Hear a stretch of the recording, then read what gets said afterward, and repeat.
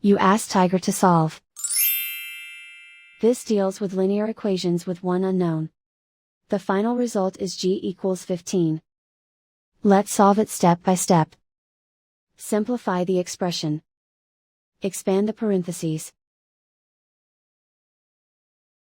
Simplify the arithmetic. Swap sides.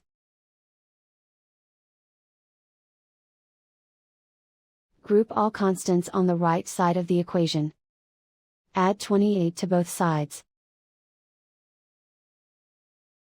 Simplify the arithmetic.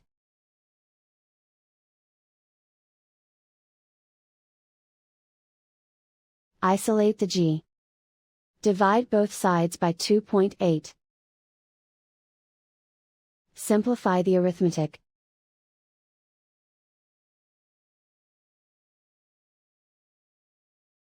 And so the final result is g equals 15.